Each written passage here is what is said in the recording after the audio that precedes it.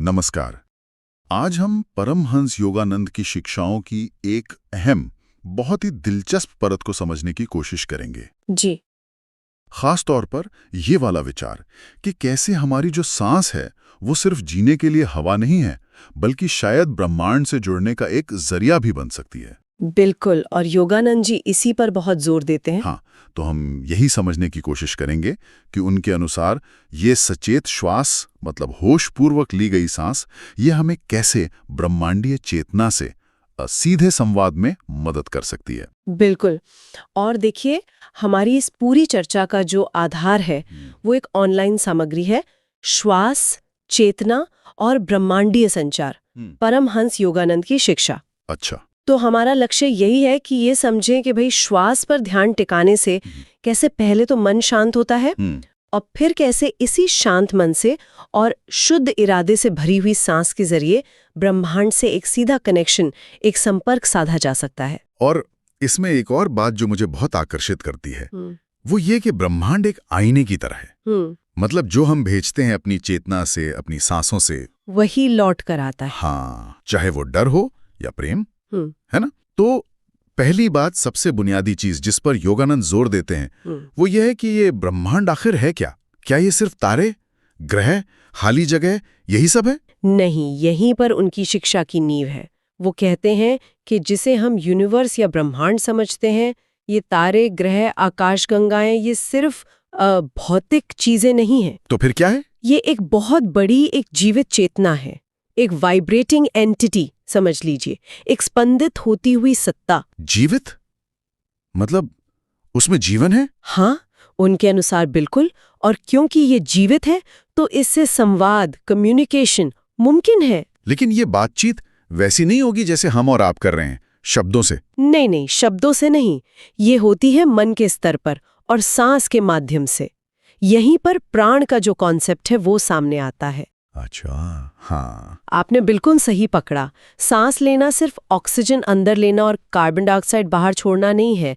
ये जीवन ऊर्जा, जिसे योग परंपरा में प्राण कहते हैं, हाँ। उसका संचार है। यही प्राण वो एक अदृश्य धागा है जो हमें इस विशाल ब्रह्मांडीय चेतना से जोड़ता है। तो जब हम नॉर्मली सांस लेते हैं बिना ध्यान दिए, हाँ, तब वो बस शरीर को चलाए रखती है, जीवित रखती है। लेकिन जैसे ही हम अपनी सांस के प्रति सजग होते हैं, उसे महसूस करना शुरू करते हैं, बस वहीं पर ये साधारण सी क्रिया एक बहुत शक्तिशाली, एक पावरफुल टूल बन जाती है। योगानंद तो इसे ब्रह्मांड से सीधा कनेक्शन स्थापित करने वाली डोर कहते हैं। कमाल की बात है ये तो। है ना? बिल्कुल कमाल की। और इस कनेक्शन के लिए, इस संवाद के लिए पहली शर्त क्या है? मन का शांत होना। मन का शांत होना। हाँ। योगानंद समझाते हैं कि ध्यान में जब हम अपनी आती जाती सांस को बिना उसे बदलने की कोशिश किए बस देखते हैं, उसकी लय को महसूस करते हैं, तो मन जो भाग रहा होता है ना इधर उधर, हाँ, वो रुकता नहीं है, वो धीरे धीरे थमने लगता है, स्थिर होने लगता है। इसका कोई उदाहरण दे सकते हैं? जैसे? हाँ, बिल्कुल। इसे ऐसे समझ सकते हैं जैसे मान लीजिए हमारे अंदर एक दीपक जल रहा है। ठीक है।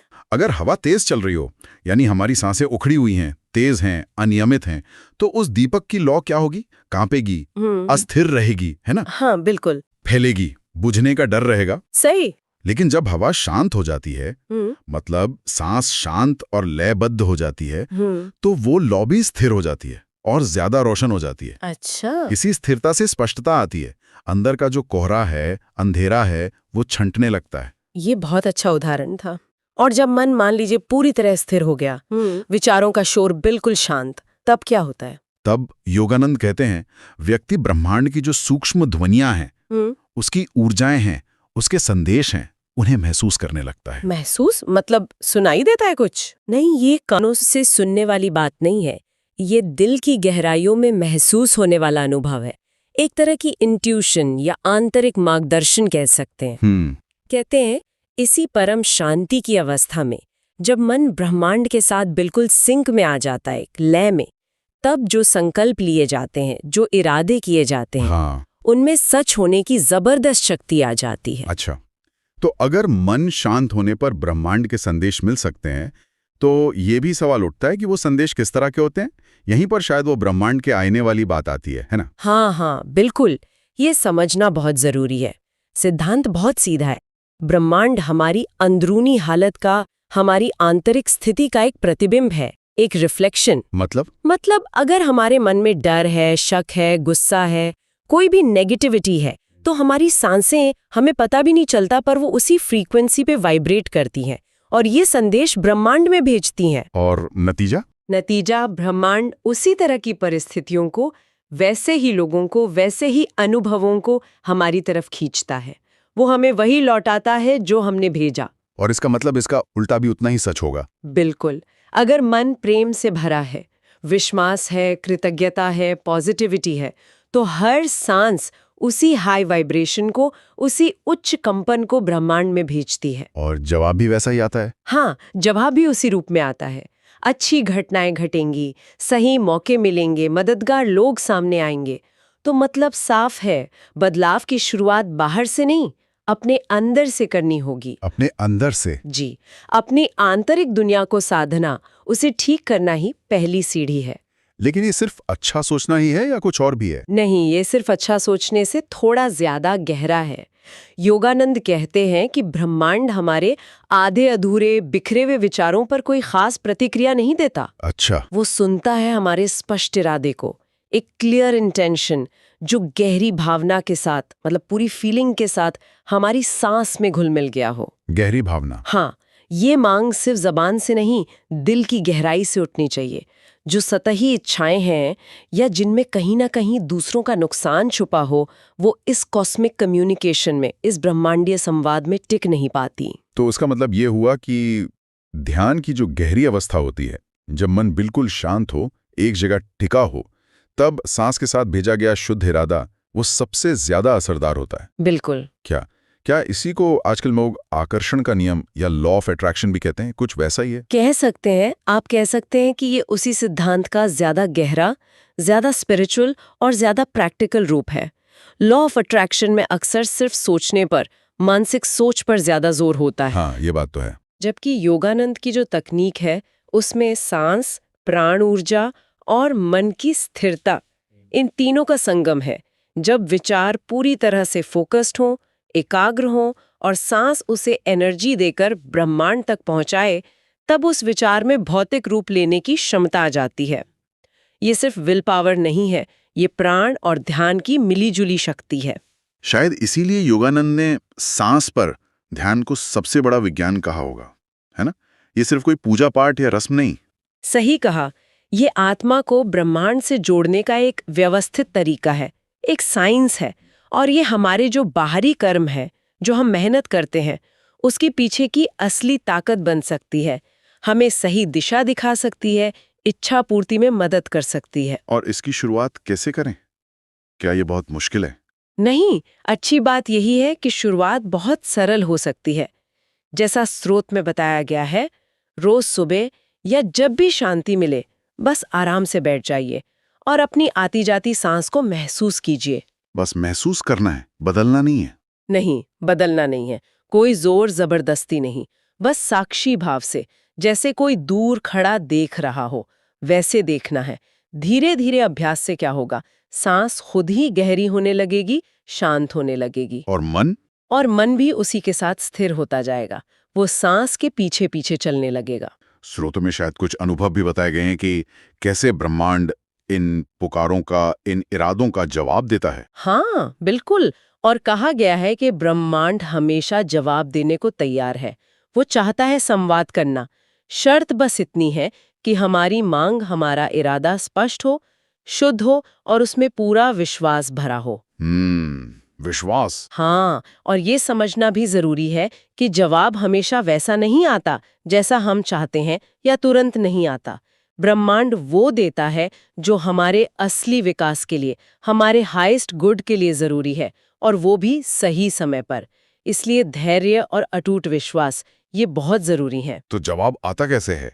किन रूपों में? अक्सर संकेतों के रूप में आता है, सिग्नल्स। जैसे अचानक कोई विचार मन में कौंध गया, कहीं कोई शब्द पढ़ा या सुना जो सीधा दिल पर लगा, कोई सपना आया, कोई अनएक्सपेक्टेड अवसर सामने आ गया, या कोई ऐसा व्यक्ति मिल गया जिसने रास्ता दिखा दिया। लेकिन संकेतों को पहचानेगा कौन? वहीं एक शांत और खुला हुआ मन। जो बेचैन मन है वो तो इन चीजों को मिस कर देगा। स्रोत में शायद एक साधक की कहानी भी है, जिसने अपनी सांसों पर ध्यान लगाकर बहुत सच्चाई से अपने जीवन का उद्देश्य जानना चाहा था। हाँ, बिल्कुल। और हुआ ये कि प्रार्थना के कुछ ही समय बाद उसके जीवन में ऐसी घटनाएं होने लगी, ऐसे अवसर आने लगे जिन्होंने उसे साफ साफ उसके मकसद की तरफ गाइड किया। ये कोई संयोग नहीं था, ये ब्रह्मांड का जवाब था उसकी गहरी पुकार पर। एक और उदाहरण भी था शायद किसी ऐसे व्यक्ति का जिसे काम में सफलता नहीं मिल रही थी। जी, वो व्यक्ति बहुत कोशिश कर रहा था पर कामयाब नहीं हो पा रहा था।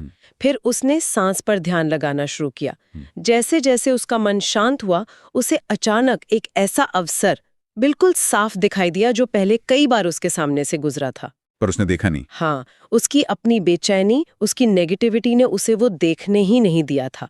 शांत मन ने उसे वो अवसर पहचानने में मदद की और उसने उसका फायदा उठाया। और एक महिला की भी कहानी थी संतान प्राप्ति के लिए। हाँ, वो महिला माँ बनने के लिए बहुत समय से प्रयास कर रही थी और बहुत निराश हो चुकी थी। उसने योगानंद की बताई तकनीक से सांस, ध्यान और गहरे विश्वास का अभ्यास शुरू किया।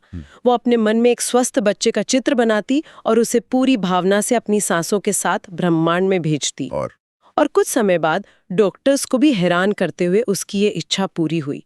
तो ये सब उदाहरण क्या दिखाते हैं कि कैसे सांस, ध्यान और विश्वास, ये तीनों मिलकर ब्रह्मांड के साथ एक बहुत मीनिंगफुल, सार्थक संवाद बना सकते हैं। ये तो हुई इच्छा पूर्ति की बातें, लेकिन इस सचेत सांस का अभ्यास हमारे शरीर और मन पर उसका क्या असर होता है? बहुत गहरा असर होता है। स्रोत में साफ बताया गया है कि नियमित अभ्यास से शारीरिक स्वास्थ्य बेहतर होता है, यहाँ तक कि पुरानी बीमारियां भी कम होने लगती हैं। वो कैसे? देखिए, वजह यह है कि जब हम सचेत होकर सांस लेते हैं तो हम सिर्फ हवा नहीं खींच रहे होते, हम ब्रह्मांड की शुद्ध, जीवन देने वाली प्राण ऊर्जा को अपने अंदर भर रहे होते हैं। हाँ, प्राण ऊर्जा। ये ऊर्जा हमारे तन, मन और आत्मा तीनों स्तरों पर सफाई का, शुद्धिकरण का काम करती है, हीलिंग करती है।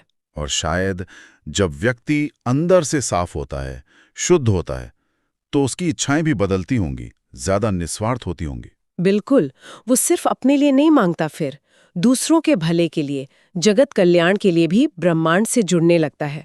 साधना जैसे जैसे गहरी होती है, साधक की चेतना का विस्तार होता है, उसमें करुणा, प्रेम, ये भाव बढ़ने लगते हैं। और बाहरी तौर पे भी कुछ बदलाव दिखते हैं। हाँ, बाहरी तौर पर भी चेहरे पर एक अलग तरह की चमक आ जाती है, व्यवहार में शांति और संतुलन नजर आता है, और वाणी में, आवाज में एक सौम्य शक्ति महसूस होने लगती है। और जैसे जैसे ये अभ्यास और गहरा होता है तो क्या एक ऐसी स्टेज भी आती है जिसे योगानंद एकत्व या वननेस कहते हैं। ये क्या चीज है?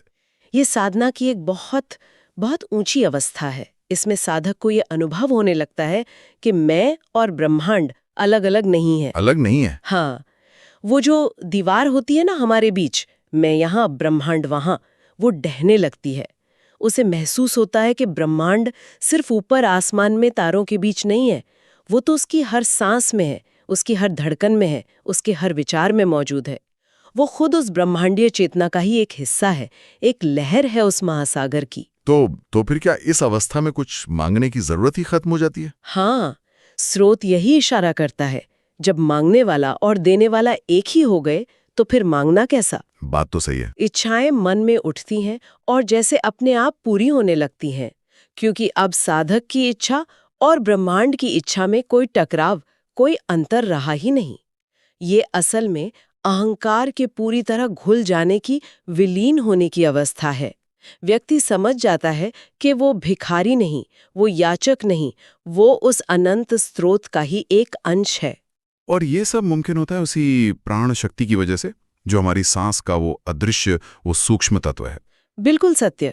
ये सिर्फ हवा नहीं है, ये ब्रह्मांड को चलाने वाली सबसे फंडामेंटल, सबसे सूक्ष्म शक्ति है। यही प्राण हमारे जीवन को चलाता है, हमारे मन को शक्ति देता है। और अगर हम सीख लें तो यही प्राण ब्रह्मांड से हमारे संवाद का, हमारे कम्युनिकेशन का माध्यम भी बनता है।